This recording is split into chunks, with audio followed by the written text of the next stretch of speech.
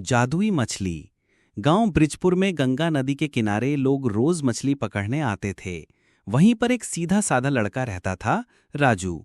राजू गरीब था, लेकिन दिल का बहुत नेक और मेहनती। उसके पिता गुजर चुके थे और माँ खेतों में मजदूरी करती थी। राजू को पढ़ाई के साथ साथ घर का खर्च चलाने के लिए कभी-कभी नदी से मछलियां पकड़नी पड़ती थीं। एक दिन सुबह सुबह राजू अपनी पुरानी जाल लेकर गंगा के किनारे पहुंचा। आसमान नीला था, हल्की हल्की हवा बह रही थी और लहरें चमक रही थीं। उसने कई बार जाल फेंका, लेकिन हर बार खाली ही खींच लाता। लगता है आज भी कुछ नहीं मिलेगा, राजू बुदबुदाया। तभी अचानक जब उसने आखिरी बार जाल फेंका तो उसमें एक सुनहरी चमक उठी। राजू ने जल्दी से जाल खींचा और देखा, एक बेहद खूबसूरत सुनहरी रंग की मछली तड़प रही थी। उसकी चमक ऐसी थी जैसे किसी ने सोने का पानी चढ़ा दिया हो। राजू चौंक गया। अरे वाह, ये तो साधारण मछली नहीं लगती। तभी मछली ने अपनी बड़ी बड़ी आंखें घुमाईं और बोल पड़ी, राजू, मुझे छोड़ दो, मैं जादुई मछली हूं। अगर तुम मुझे आजाद करोगे तो मैं तुम्हारी 3 इच्छाएं पूरी करूंगी। राजू पहले तो डर गया। उसने सोचा कि कहीं सपना तो नहीं देख रहा, लेकिन मछली सचमुच बोल रही थी। उसने थोड़ी देर सोचा, फिर बोला, अगर तुम सच में जादुई हो तो मेरी पहली इच्छा है कि मेरी माँ को कभी भूखा ना सोना पड़े। मछली ने अपनी पूंछ हिलाई और बोली, तथास्तु। तुरंत राजू के घर में अनाज से भरी हुई बोरी और ढेर सारे फल सब्जियां प्रकट हो गईं। उसकी माँ, जो घर पर चिंतित बैठी थी, चकित होकर बोरी देखती ही रह गई। राजू की आंखों में चमक आ गई। उसने दूसरी इच्छा मांगी, मेरे गांव के सारे बच्चे पढ़ाई कर सकें और किसी को किताबों के लिए तरसना ना पड़े। मछली मुस्कुराई और अपनी पूंछ हिलाई। अगले ही पल गांव के स्कूल में ढेर सारी नई किताबें, कॉपियां और रंग बिरंगी पेंसिल बॉक्स आ गए। बच्चे खुशी से उछल पड़े। अब तीसरी इच्छा बाकी थी। मछली बोली, सोच समझकर बोलो राजू, आखिरी मौका है।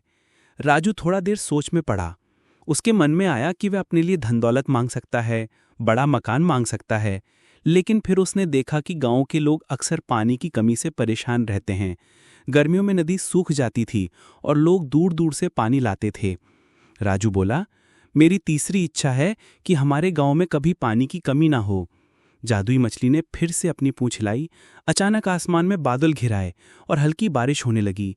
बारिश के पानी से नदी लबालब भर गई और गांव के कुएं, तालाब सब में पानी छलकने लगा। लोग खुशी से झूम उठे। मछली ने कहा, राजू, तुमने अपने लिए कुछ नहीं मांगा। तुम्हारे दिल की अच्छाई देखकर मैं तुम्हें एक और वरदान देती हूँ। जब भी तुम्हें मुश्किल हो, मुझे याद करना, मैं मदद करूंगी। इतना कहकर जादुई मछली चमकते हुए पानी में गायब हो गई। गांव वाले जब ये सब देख रहे थे तो हैरान रह गए। उन्होंने राजू को गले लगा लिया। गांव का प्रधान बोला, राजू बेटा, आज से तुम हमारे गांव की शान हो। तुम्हारी निस्वार्थ सोच ने पूरे गांव को खुशहाल बना दिया। राजू मुस्कुराया और बोला, ये सब जादुई मछली की कृपा है, लेकिन असली ताकत तो अच्छे दिल और नेक सोच में है। अगर हम सब एक दूसरे की मदद करें तो हमारा गांव कभी परेशान नहीं होगा। उस दिन के बाद ब्रिजपुर गांव का नाम दूर दूर तक फैल गया। लोग कहते, वहां एक लड़का रहता है जिसने अपनी इच्छाओं का इस्तेमाल अपने गांव के लिए किया। राजू ने कभी उस मछली को दोबारा नहीं पकड़ा, लेकिन अक्सर नदी किनारे बैठकर मुस्कुराता और धीरे से कहता, धन्यवाद जादुई मछली, तुमने सिखाया कि सबसे बड़ी दौलत दूसरों की मदद करना है। और सचमुच राजू की यह सीख पूरे गांव की असली दौलत बन गई।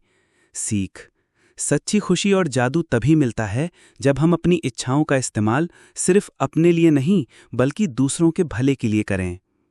अगर आपको हमारी वीडियो पसंद आई तो लाइक और सब्सक्राइब करना ना भूलें। धन्यवाद।